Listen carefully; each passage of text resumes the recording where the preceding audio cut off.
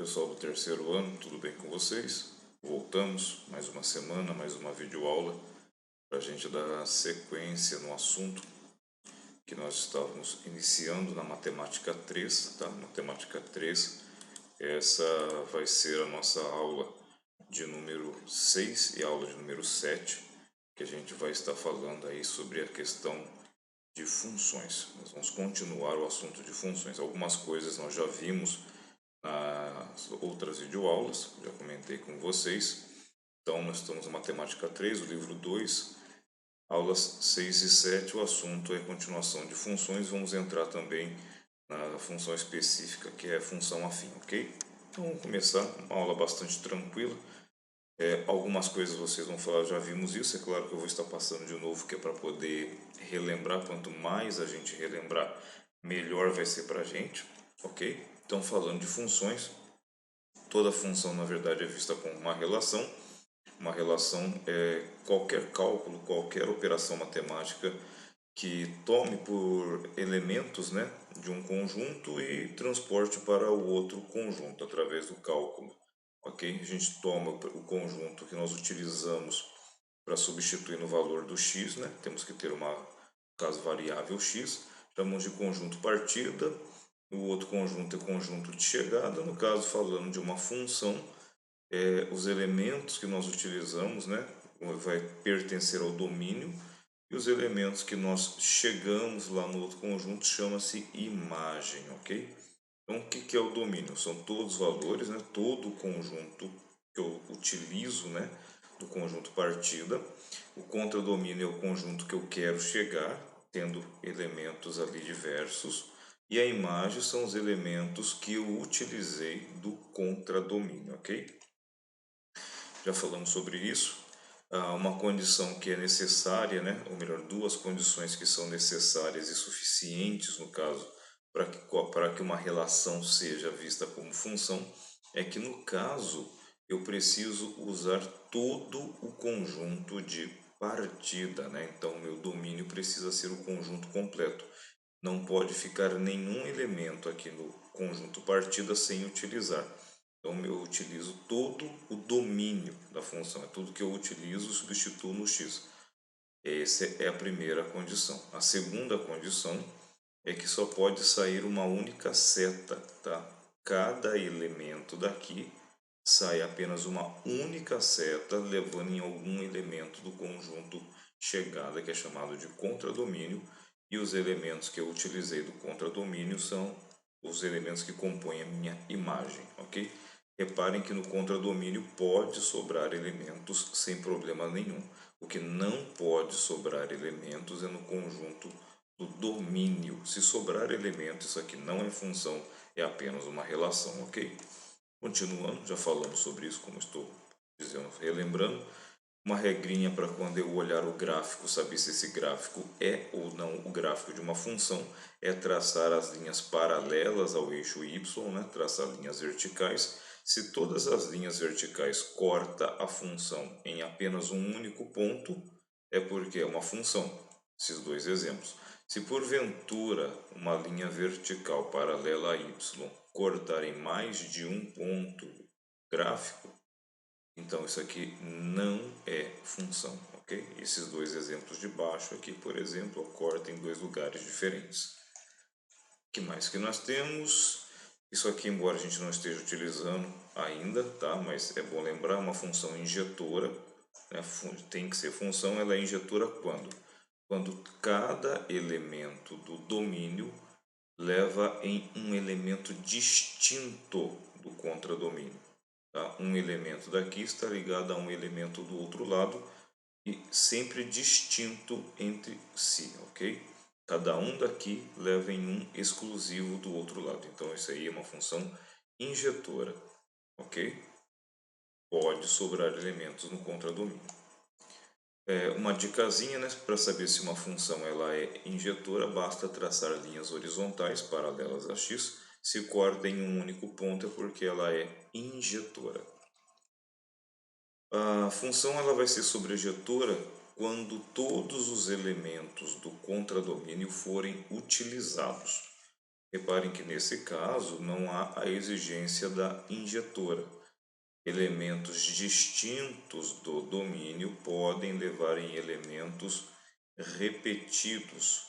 Por exemplo, o 2 levou no 4 e o menos 2 também levou no 4, tá? Mas não sobrou ninguém aqui no contradomínio. Se não sobra, é sobrejetora. Sem sobra, sobrejetora, ok?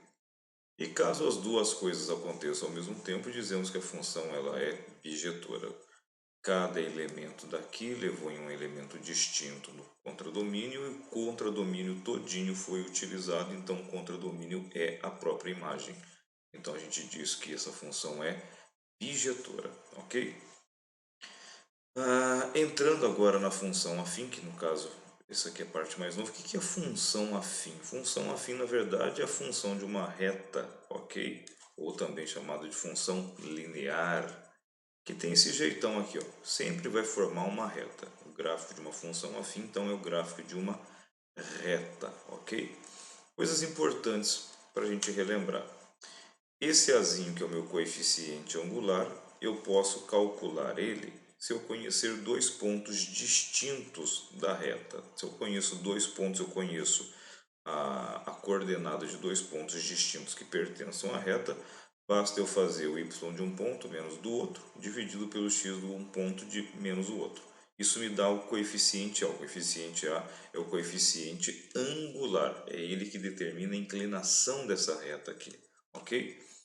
Ele também pode, se você conhecer o ângulo formado entre o eixo x e a reta, esse ângulo alfa, né, entre o eixo x e a reta, isso daqui, se você fizer um triângulo retângulo, dá cateto oposto sobre cateto adjacente, que nada mais é do que tangente, ok?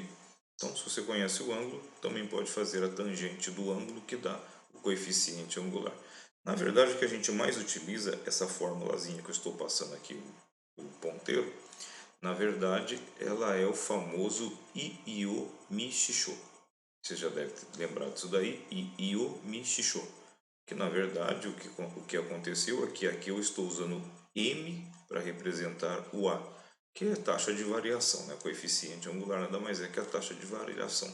Ele mexe na inclinação da reta, então ele mexe na variação desse ângulo aí, ok? Se eu passar esse x1 menos x0 para o outro lado, ele fica exatamente igual a isso daqui. Tudo bem? Basta eu conhecer dois pontos. Vamos utilizar essa fórmula mais para frente. Io, mi, xixo, para não esquecer. Ainda pensando no gráfico de uma função, né? Da função afim. Esse aqui é o gráfico, por exemplo, da função f de x. Esse f de x pode ser chamado de y. Aí no caso ele fica como variável dependente. 3x menos 1, ok? O coeficiente angular que determina a inclinação da reta em relação ao eixo x sempre é o número, né, que está na frente, acompanhando o x. Ele está acompanhando o x, ele fica junto com o x. O coeficiente linear, está escrito aqui embaixo, né, ele é o termo independente de x, ele não tem x.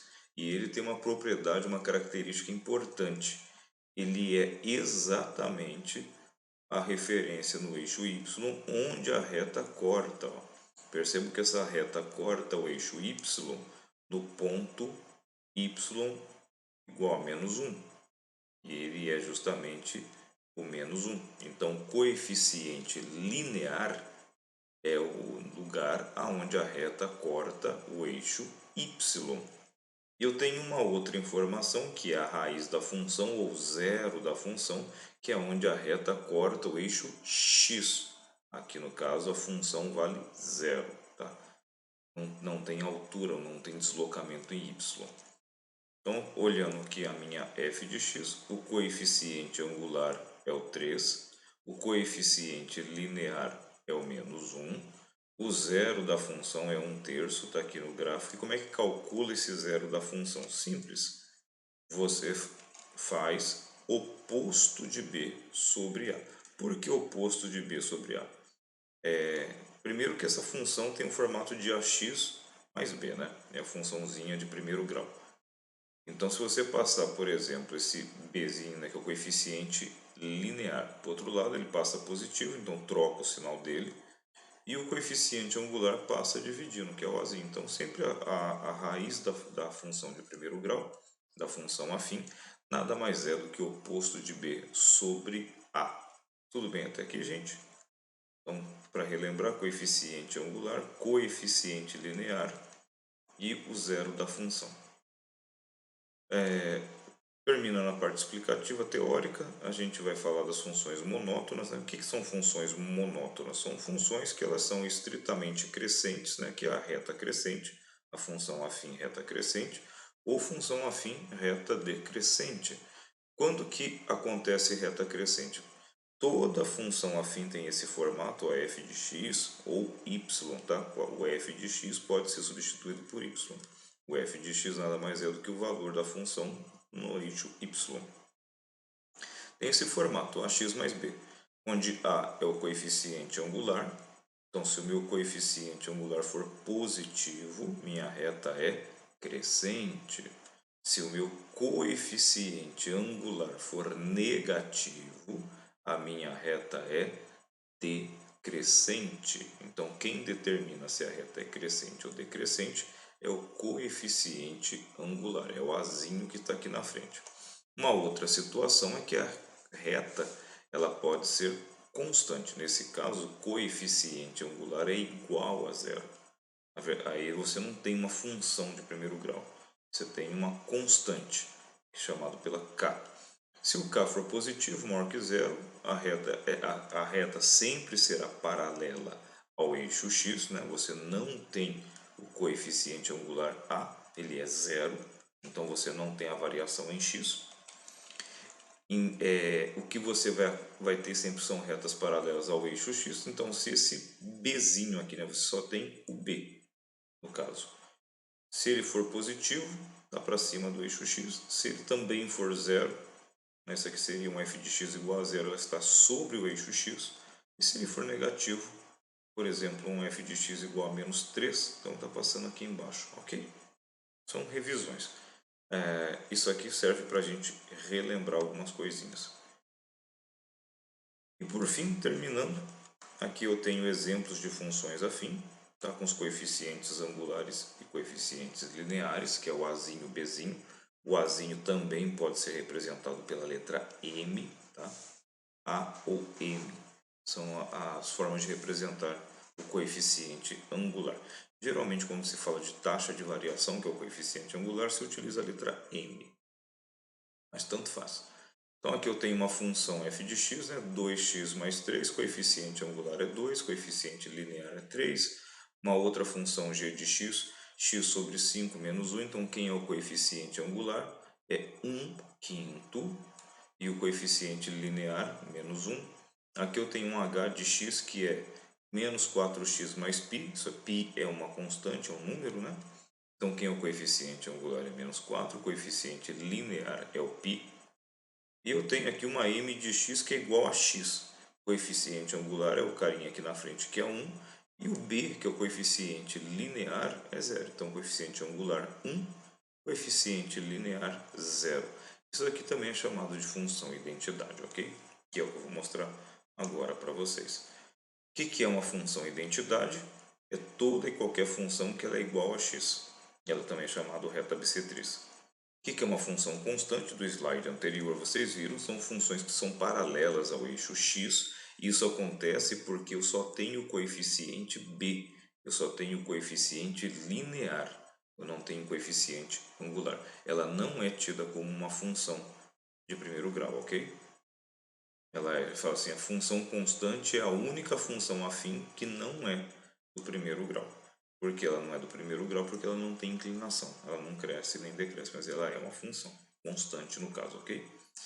E uma função linear é uma função que eu tenho o coeficiente angular, eu não tenho o coeficiente linear, que é o bzinho, mas esse coeficiente angular é diferente de 1, porque se ele for igual a 1, vira a função identidade, ok?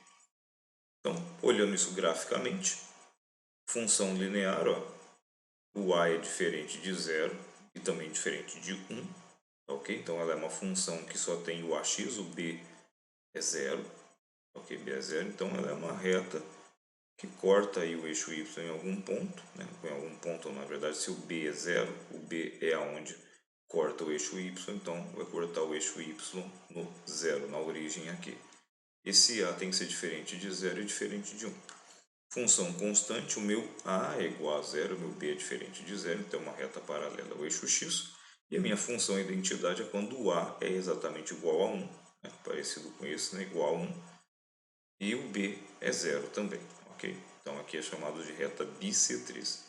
Aqui, se o a for diferente de 1, então a inclinação da reta muda, ou é mais ou menos inclinada, ok? Bom, isso aqui é basicamente a parte teórica que nós tínhamos que ver da questão de função afim. Lembrando que vocês são terceiro ano médio, isso aqui é uma revisão, peguei os detalhes mais importantes, ok? É claro que ainda falta falar de função composta, falta falar de função inversa, tem tudo isso aí para ser falado mais adiante, então aos poucos a gente vai falando sobre. Ok? Vocês vão perceber que no caso do Enem, o Enem cobra muito a ideia de função, principalmente função afim. Vocês vão perceber, vocês já devem ter percebido pelos exercícios anteriores e vão perceber pelos exercícios de hoje, ok?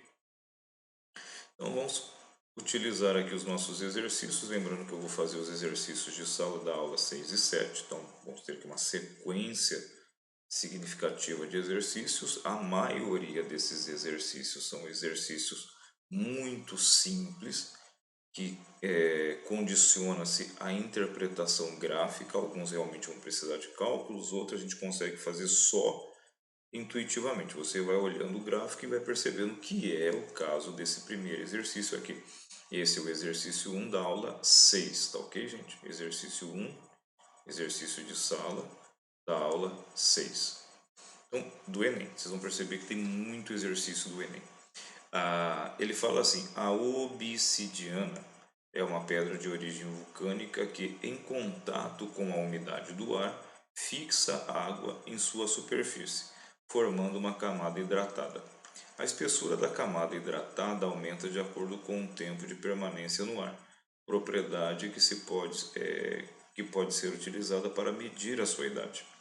O gráfico a seguir mostra como varia a espessura da camada hidratada em microns, né? Um micron é uma milésima parte do milímetro, então é um milésimo de milímetro, em função da idade da obsidiana.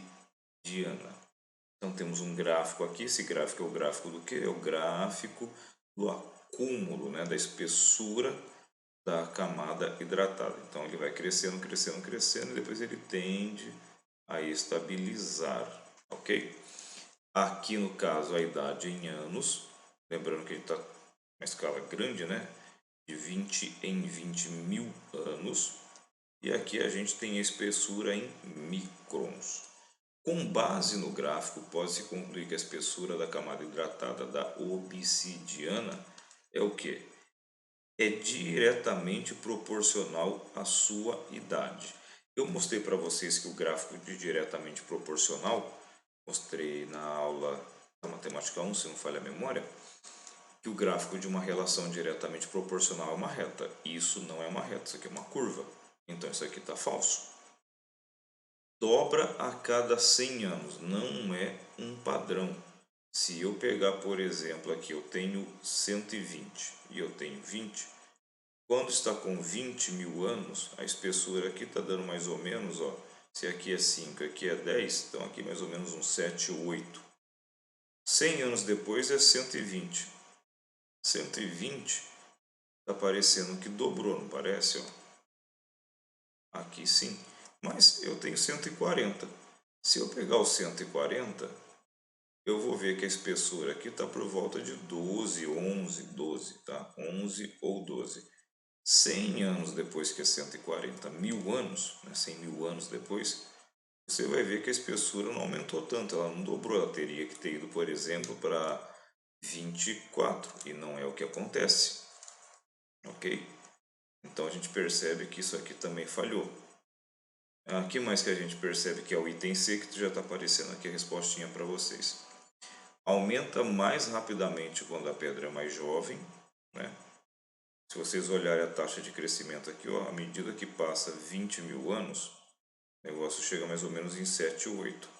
Com 40 mil anos ele já chegou lá para 11. Aí depois ele começa a cair, ó, com 20 mil anos depois ele está lá com 13, 14.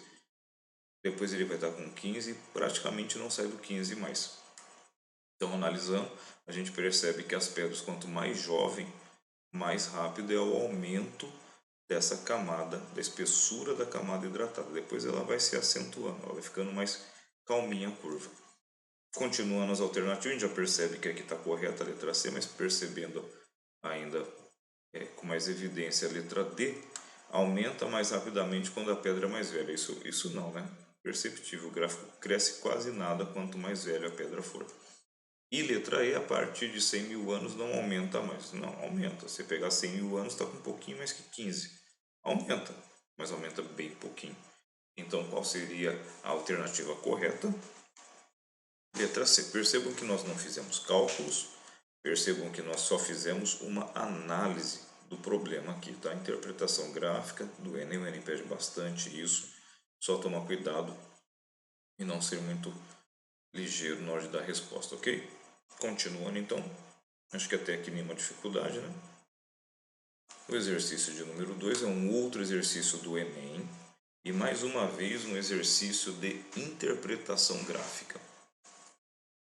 Também percebam que não há valores nenhum aqui numérico, tá? No enunciado não vai nem falar sobre.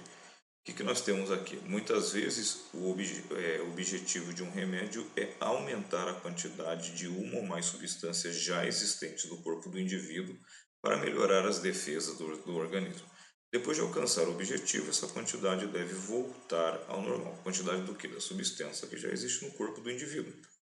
Se uma determinada pessoa ingere medicamento para aumentar a concentração da substância A em seu organismo, a quantidade dessa substância no organismo da pessoa em relação ao tempo pode ser mais bem representada por qual desses 5 gráficos que estão aqui. Então, a primeira coisa que a gente tem que tomar cuidado num exercício simples como esse é captar quais são as informações. Sempre lembrando, muitas das vezes o enunciado do Enem ele é extenso e nem sempre, né, temos tantas informações relevantes, mas num caso como esse, temos. Primeiro, eu tenho que entender que o exercício, o enunciado me diz que aumenta as substâncias já existentes no organismo da pessoa. E depois, essas substâncias elas têm que voltar ao nível normal. Então, nenhum desses gráficos pode começar no zero. Então, ó, descarta isso daqui, a letra C, porque começou no zero. Outra informação importante está aqui embaixo, ó. Eu tenho que ter uma quantidade, então se a quantidade é o eixo y, tem que começar pelo menos em alguma altura de y, então descartou a letra C. Aí voltar ao normal significa que vai voltar a mesma quantidade, a mesma concentração no organismo, que não é o caso da letra A nem da letra B, mas é o caso da letra D e da letra E. É claro, agora pensando um pouquinho. Você vai ingerir o remédio, você vai ter um crescimento conforme o organismo absorve esse remédio, então vai dar uma curva para cima, não para baixo. Isso daqui seria o caso de você estar eliminando ou tendo perda, né?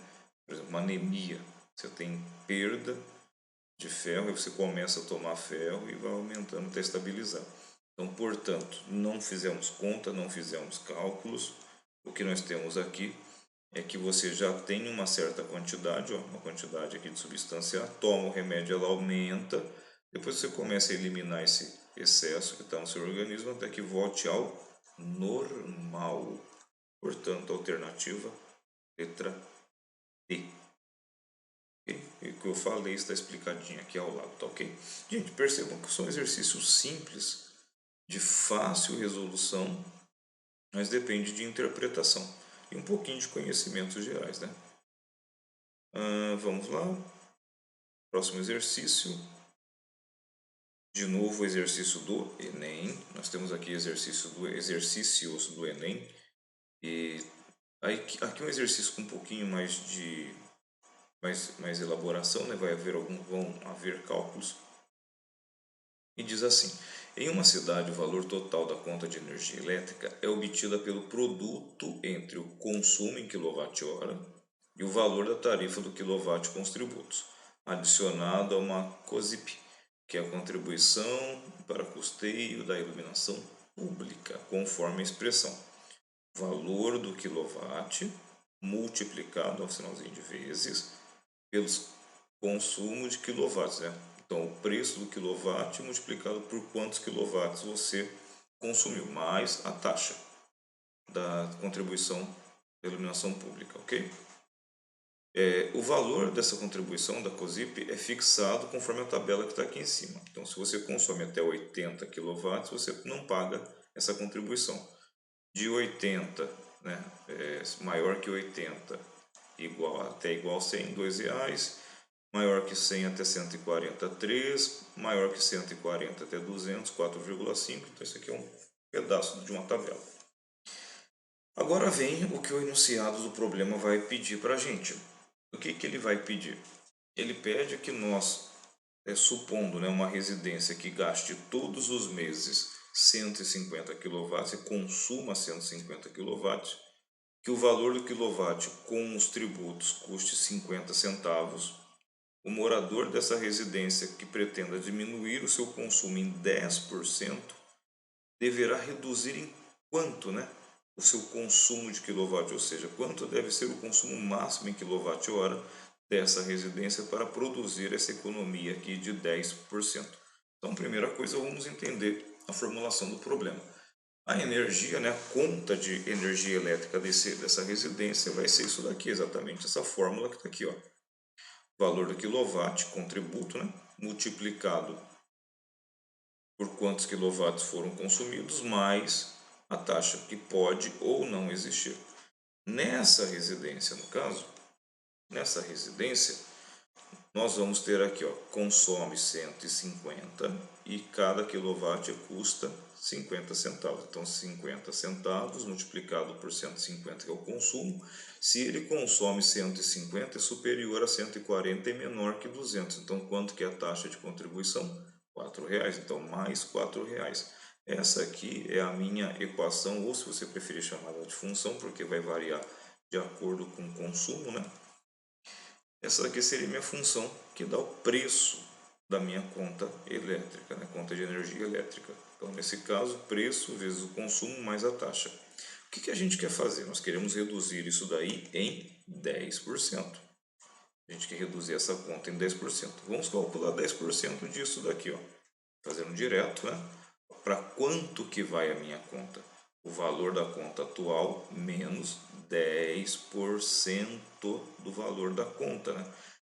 Calcular 10% é fazer 10 sobre 100 e multiplicar. Já realizando esses cálculos, né, 10% de R$ 79,50 dá R$ 7,95. 79 menos R$ 7,95 vai me dar R$ 71,55. Ou seja, esse é o preço da conta que a gente pretende pagar. Esse é o preço da conta já reduzido. O valor. Poderíamos ter usado aqui também aquele fator de redução, que é lá dos slides de desconto ou aumento, né, percentual, que é basicamente isso daqui. Bom, agora é o seguinte, vamos aplicar de novo essa mesma fórmula, só que agora já sabendo qual é o valor que eu quero pagar, e vamos chamar essa quantidade, né, para eu poder reduzir o preço da conta, eu tenho que reduzir o meu consumo. Mas para quanto que eu tenho que reduzir? Eu ainda não sei, então eu vou chamar isso aí de X. X vai ser o valor, né? O valor não, a quantidade de quilowatts que eu devo consumir para que a conta chegue nesse valor aqui, perceberam? Aqui eu consumia 150, como eu não sei quanto que eu devo consumir, eu vou chamar de X. E minha conta vai ficar igual, 0,5, só que agora vezes X, que é a quantidade de quilowatts, só que agora apareceu 3. Por que ao invés do 4,5 a gente vai utilizar o 3? Duas boas razões. De 4,5, né, R$ 4,50 para 3, caiu R$ 1,50. R$ 1,50 representa muito pouco desse valor de R$ 80 aqui, porque 1% de R$ 80 1% de R$ 80 seria menos de R$ 1. Então esse R$ 1,50 aqui não representa grandes coisas não. Tudo bem? Além do que, se eu estou, como é que eu reduzo a minha conta de luz? Reduzindo o consumo. Como esse consumo inicial é de 150, um pouquinho que eu reduza já vai fazer ele partir para a taxa de até 140 kW, o que vai custar R$ 3. Por isso a gente já substituiu essa tarifa, né, por 3. Caso você faça a conta com 4,5, eu fiz essa conta com 4,5, vamos supor que a gente não percebeu, só chamou de X e continuou com 4,5 igual aqui em cima. Ó. Você vai encontrar esse valor aqui, ó, 134,1. Na hora que você isolar o X, se você manter o 4,50 aqui. Ok?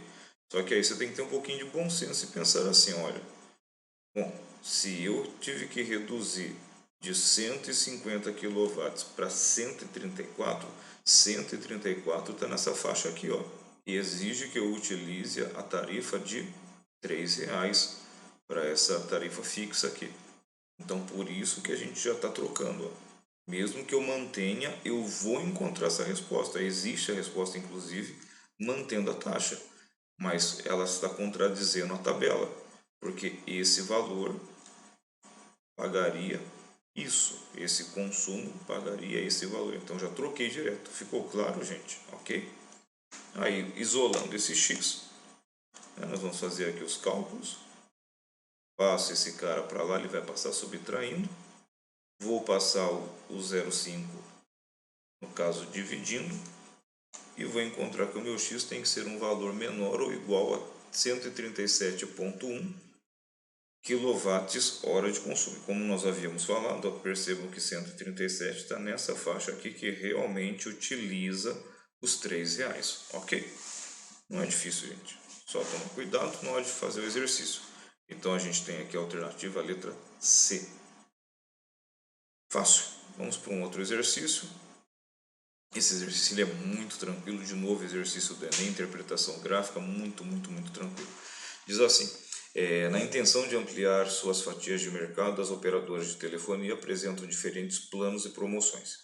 Uma operadora oferece 3 diferentes planos baseados na quantidade de minutos utilizados mensalmente, apresentados no gráfico. Então você tem aqui, ó, o plano A, que é a linha cheia, contínua, plano B, que é a linha tracejada, e o plano C, que é a linha pontilhada. Tá? Tempo em minutos, né? Consumo em minutos, e o valor que fica a conta, né? O valor financeiro dela. Um casal foi a uma loja, né, dessa operadora para comprar 2 celulares, um para a esposa, outro para o marido, e ela, no caso, utiliza em média 30 minutos por mês. Ele utiliza 90. Aí vem a pergunta, com base nas informações do gráfico, né, do enunciado e do gráfico, qual seriam os melhores planos, né, para cada um deles, Então, muito simples, pessoal.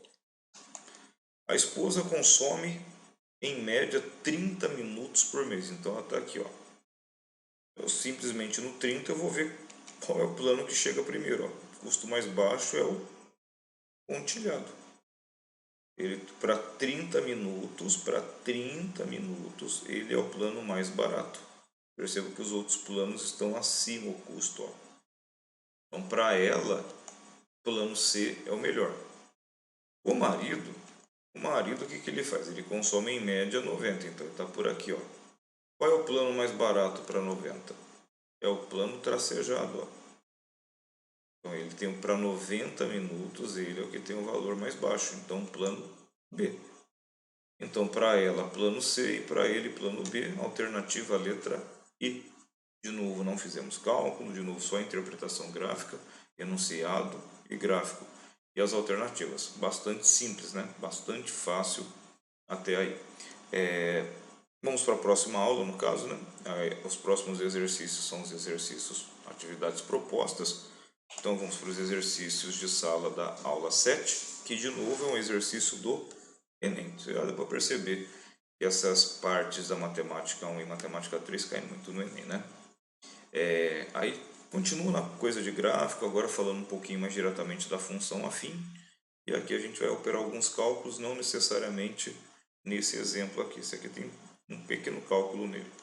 E diz assim: a raiva é uma doença viral infecciosa transmitida por mamíferos. A campanha nacional de vacinação antirrábica tem o objetivo de controlar a circulação do vírus da raiva canina e felina, prevenindo a raiva humana. O gráfico mostra a cobertura, né, porcentagem de vacinados da campanha em cães do ano de 2013, 2015 e 2017, no município de Belo Horizonte, Minas Gerais. Os valores das coberturas dos anos 2014 e 2016 não estão informados no gráfico e deseja-se estimá-los, né?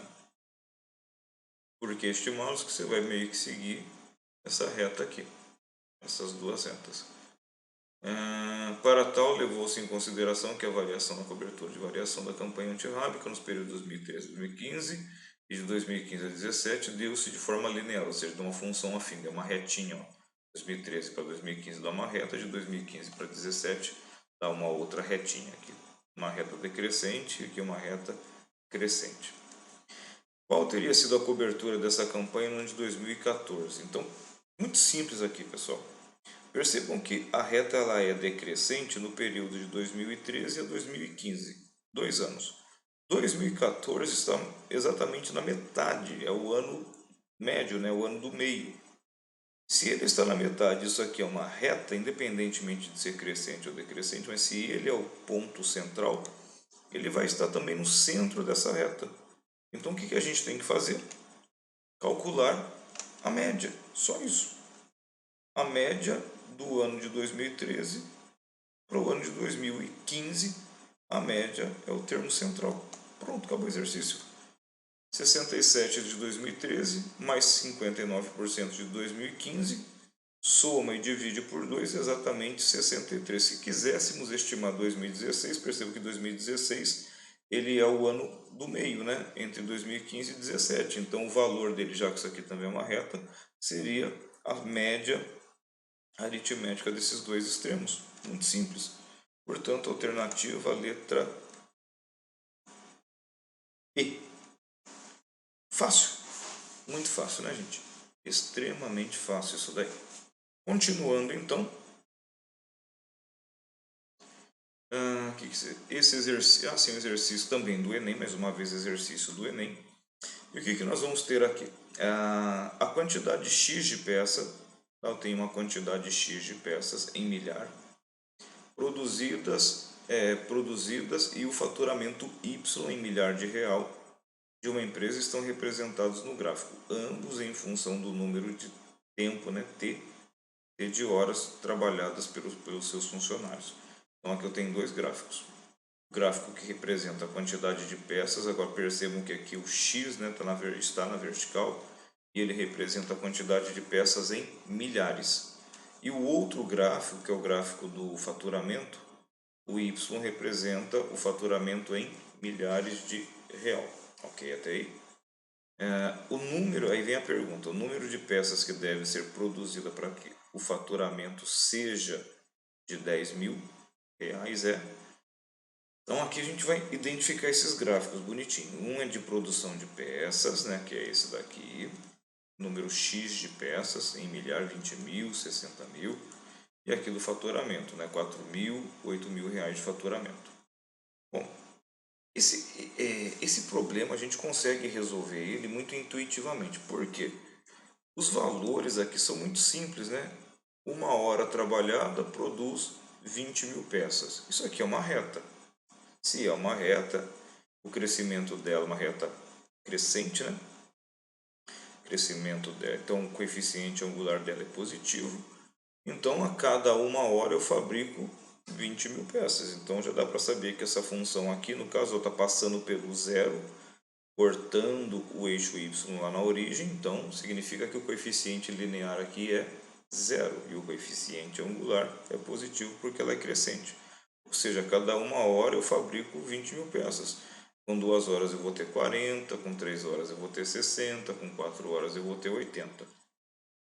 Aqui é a mesma coisa, ó. coeficiente angular positivo, a reta é crescente, ela passa pela origem, então o coeficiente linear é 0. A cada hora eu faturo R$ 4.000. Com 2 horas eu faturo mais 4.000, então 8.000 e assim sucessivamente. Bom, gente, isso aqui está tranquilo, né? Se eu quero saber R$ 10.000, se a cada hora eu faturo 4.000, com 2 horas eu faturo 8, para chegar em 10.000, está faltando 2.000. Então está faltando só mais meia hora aqui. Então 2 horas e meia eu faturo R$ 10.000. 2 horas e meia, quantas peças eu produzo? Se eu produzo 20.000 a cada hora, então eu vou produzir 20.000 com 1 hora, 40.000 com 2 horas e mais meia hora, 10.000. Então vai ficar 50.000, alternativa D. Pronto, não fizemos cálculos e resolvemos o exercício. Porém, eu não vou fazer isso intuitivamente. Mostrei que dá para fazer, mas eu vou fazer isso calculando. Eu vou construir as funções que representam essas retas, até porque a gente está treinando aí para vestibulares e Enem. Nesse caso não precisou, mas podem haver exercícios que precisam e haverão exercícios que precisarão, ok? Vou fazer só da primeira, né? Porque o procedimento é extremamente igual para todas elas. Primeira coisa que eu preciso para construir, para encontrar, determinar a função, determinar a f de x que constrói a reta, né? Aqui no caso não é de x, né? O eixo do domínio é t, então a variável aqui é t. Eu vou fazer o seguinte, eu vou fazer da produção. Primeira coisa, para eu determinar a função, né? O formato da função que constrói a reta, eu preciso sempre de 2 pontos conhecidos. Então peguei aqui, ó, ponto A, 1 e 20, né? 1 em t, 20 em x. E peguei o outro ponto, no caso, que é o ponto 3 e 60. Tá ok? Poderia pegar até o 0, 0, mas 0, 0 costuma zerar a função, aí dá trabalho demais. Toda função de reta, né, toda função afim tem esse formato ax mais b, que eu chamei de p de t, né? T porque a variável é t, chamei p de produção, ok? Ficou at mais b, que é o ax mais b, tudo bem? Como é que eu faço para encontrar o formato da função? Você substitui os pontos que você conhece aqui na função geral, a função genérica. Então, o primeiro ponto, ponto A, no lugar do t, lembrando aqui que aqui é t e aqui no caso é o x, né? Então, tomando esse cuidado. O x é o x aqui nesse gráfico, gente, pelo amor de Deus, não confundam isso. O x aqui nesse gráfico é o valor da f de x, né? No caso aqui o p de t é o valor da função, porque o domínio está aqui no t. Então vai ficar, ó, quando a função valer 20, o tempo vale 1. Quando a função vale 20, o tempo vale 1. Faço a mesma coisa para outro ponto. Quando a função valer 60, quando p de t valer 60, p de t vale 60, o tempo vale 3. Gente, duas equações, duas incógnitas A e B. Está com cara de sistema, exatamente isso. Vou arrumar esse sisteminha e vou subtrair ele. Ó. Já deixei ele bonitinho, tá? A vezes 3 é 3A, B, passei o 60, né? Virei a igualdade toda, 60 ficou para lá. Mesma coisa aqui, 1 vezes A dá A, o B e o 20 virando aqui. Vou subtrair isso aqui. Quando eu subtrair, o que acontece? O B vai morrer. Vai dar 3A menos A dá 2A, 60 menos 20 dá 40, passo 20 para lá dividindo, o A é igual a 20. Se o A é igual a 20, a gente já falou isso anteriormente, como corta, a função corta aqui o y na origem, então B vale 0. Então quem é a minha P de T? A minha P de T é 20T, que eu já havia falado para vocês, a cada hora T eu produzo 20.000 peças. De maneira análoga, eu encontro a outra função, tá? Lembrando que aqui no caso eu substituí o P de T por X, tá? Porque X está aqui em cima, aqui na vertical, para esse gráfico. E no caso da outra, que também é uma função é uma variação em função do tempo t, e aqui no caso o eixo é o y convencional, tudo bem? Então aqui eu tenho as duas funções, a função de produção de peças e a função do faturamento. Tá? Estou ensinando isso para vocês saberem como determinar uma função conhecido dois pontos. Agora é o seguinte, vou terminar o exercício. Eu quero que o faturamento é y, seja 10 mil, 10 milhares de reais. Então vai ficar a minha função essa daqui, né, do faturamento, y igual a 4t, ou seja, cada hora eu faturo 4 mil. 10, que é o que eu quero, lembrando que isso aqui tem milhares de reais, e o 4t. Vou isolar o t, dá 5 meios, que é igual a 2 horas e meia que eu havia falado. Pego esse valor e aplico ele na x, na função, a função da produção de peças, né? Com o tempo agora que eu sei que é 2 horas e meia ou 5 meios. Então, substituindo na função que produz as peças, vai ficar x, que é a quantidade de peças, 20 vezes 2,5, que é o tempo. Isso aqui vai dar 10 vezes 5, 50. Como isso aqui está em milhares de reais, de milhares de peças, 50 mil peças, alternativa letra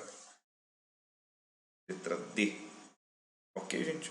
Isso aqui é um método para a gente determinar a equação da reta ou a função que constrói a reta. Tudo bem?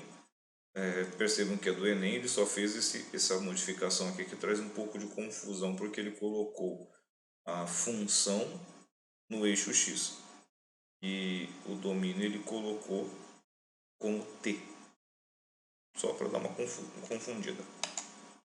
O exercício 3 é um exercício que eu vou fazer ele de maneira intuitiva, tá, ok? Do Enem de novo. Temos uma cisterna com 6.000 litros que foi esvaziada em um período de 3 horas. Tá? Então aqui a cisterna, o volume dela 6.000, 3 horas depois o volume caiu para 0, esvaziou. Foi feito da seguinte forma, né? Na primeira hora foi utilizada apenas uma bomba, mas nas 2 horas seguintes, a fim de reduzir o tempo de esvaziamento, uma outra bomba foi ligada com a primeira, ligou as duas ao mesmo tempo. O gráfico, formado pelos dois segmentos de reta, mostra o volume de água presente na cisterna em função do tempo. Aqui o gráfico. Qual é a vazão em litros por hora da bomba que foi ligada no início da segunda hora? Então, primeira hora é de 0 a 1, tá ok? Não confundam isso, primeira hora vai de 0 a 1. A segunda hora vai de 1 a 2 e a terceira hora de 2 a 3. Vou resolver isso aqui sem cálculos, tá? Vou resolver isso aqui, ou melhor dizendo, com o mínimo de cálculo possível. A primeira bomba foi ligada durante a primeira hora, tá? Porque fala que a segunda bomba foi ligada no início da segunda hora, tá ok? Tá aqui, ó, início da segunda hora. Quanto que a primeira bomba esvaziou? Ela tirou de 6.000, uma hora depois estava com 5.000. Ela esvaziou 1.000 litros em uma hora. Então, qual é a vazão da primeira bomba? 1.000 litros por hora. Ou seja, cada hora ela tira 1.000 litros. O que acontece? Quando chega aqui no começo, né, terminou a primeira hora, vai entrar a segunda hora, ligou a outra bomba. Esse gráfico agora ficou mais decrescente ainda, ficou esvazia mais rápido. E aí o que acontece? A primeira bomba ainda está ligada. Foram ligadas duas juntas agora. Então, mais uma hora ela tira mais 1.000 litros. Mais uma hora ela tira mais 1.000 litros. Ok? Então, quanto que a bomba 1 tirou total da cisterna? Ela tirou o total de 3.000 litros. Ok, até aí? Ela tirou um total de 3.000 litros. 1.000 litros na primeira hora, 1.000 litros na segunda e 1.000 litros na terceira.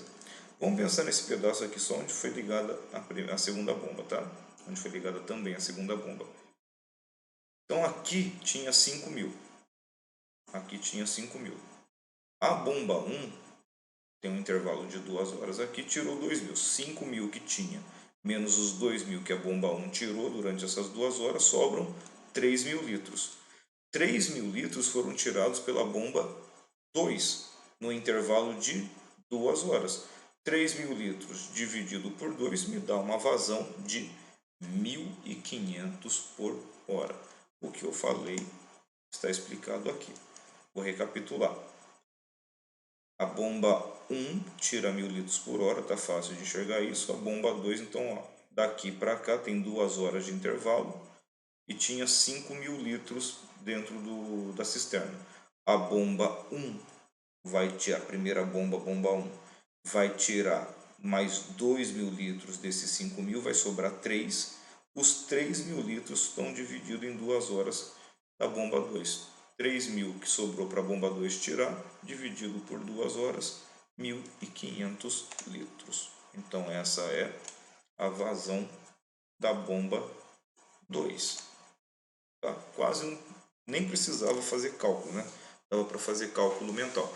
Novamente, dava para construir a equação que faz essas retas, porém totalmente desnecessário, como também não era necessário no exercício anterior. É claro que isso exige um pouquinho mais de treino. Deixa eu acelerar aqui, senão vai ficar muito grande a nossa videoaula, está com 50 minutos. E finalmente, esse exercício aqui também é facinho. Esse exercício, no caso, eu troquei a posição dele, o exercício anterior era o exercício 4, esse aqui é o exercício 3. Deixei para o final que isso aqui eu vou resolver de 2 jeitos.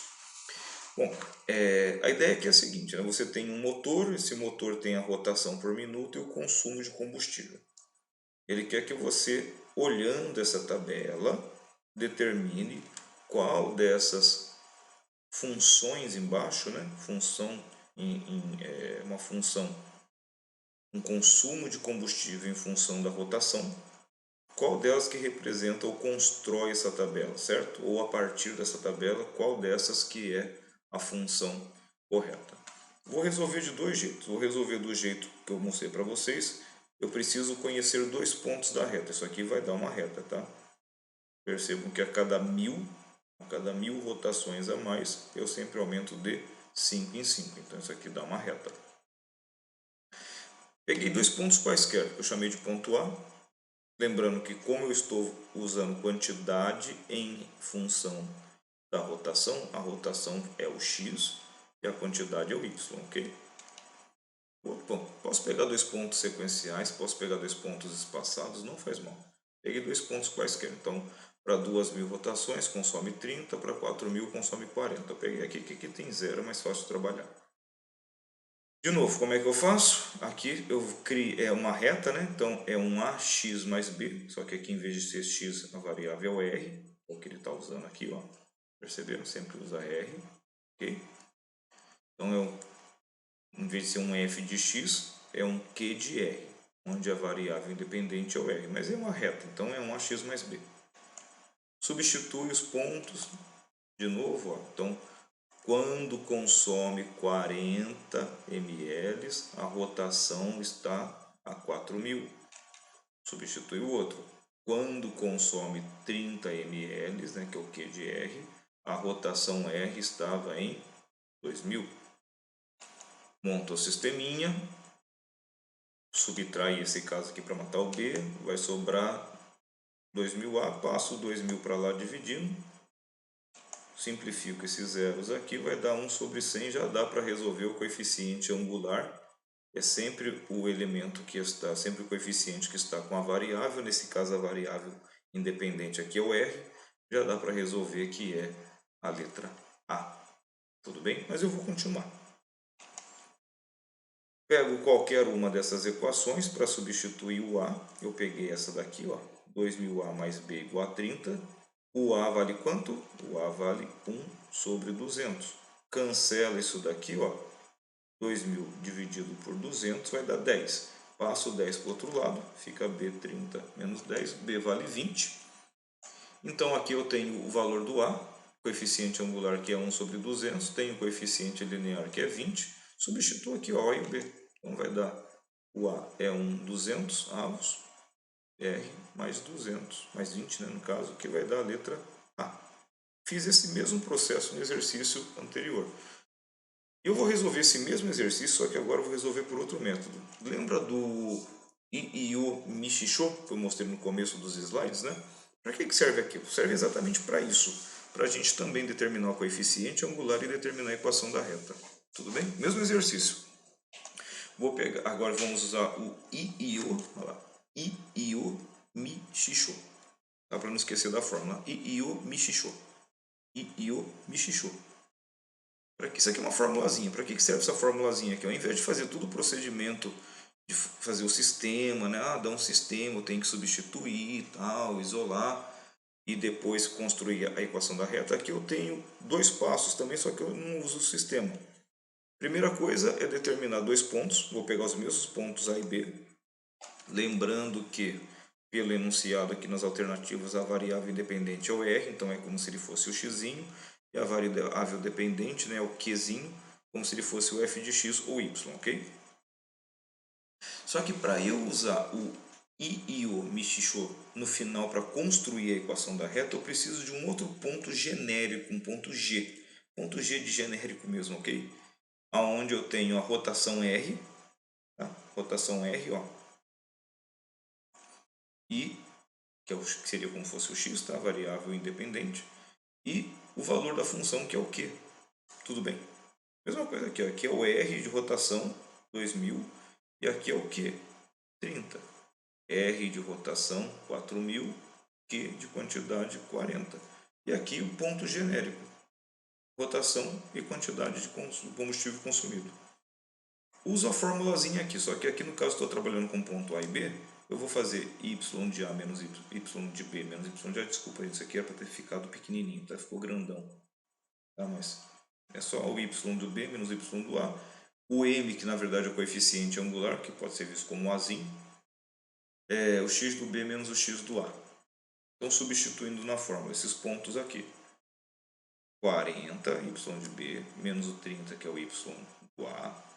M, que é o coeficiente angular que eu ainda não tenho. Aí vem o x do B, que é 40, menos o x do A. Percebam que é B, B, A e A, tá? Na sequência certinho, não pode misturar. Isso aqui vai dar 10. Isso aqui vai dar 2000. Passo para lá dividindo, cancelo o zero, vai dar que o M, né, que é o coeficiente angular, ou o Azinho, lá do outro exercício, que o M e A são a mesma coisa, né? Também dá um 200avo, já dava para resolver aqui. Mas o que é legal dessa fórmula do I e O Michixô? É que agora que eu tenho um coeficiente angular, né, que é o M, eu substituo esse ponto genérico. E aí já cria direto a equação da reta. Olha que facinho isso daqui.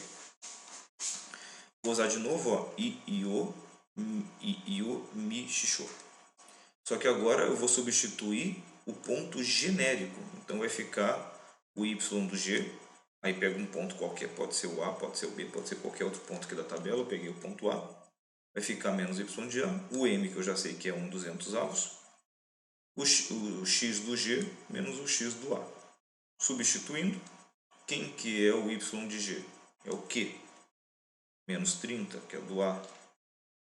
O M vale 1 sobre 200. Quem que é o x de G? O R. Quem que é o x do A? 2000. Aplico a distributiva aqui, ok? Ó, apliquei a distributiva, vai ficar R sobre 200. Apliquei a distributiva aqui, fica menos 10. Passo 30 para lá, que é negativo, vai passar positivo. Menos 10 mais 20. Perdão, menos 10 mais 30, né? Vai passar para lá mais 30, tá? Mais 20, portanto, a alternativa A também. Resolvi esses exercícios de duas maneiras, pessoal. Um, fazendo o método passo a passo, né? Que é conhecendo dois pontos distintos. Eu consigo criar a equação da reta por sistema.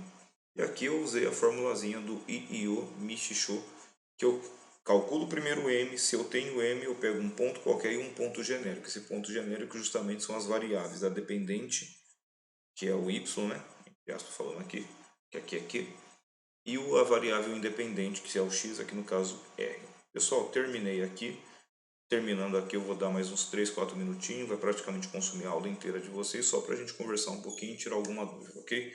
Um grande abraço a todos. Até a nossa live.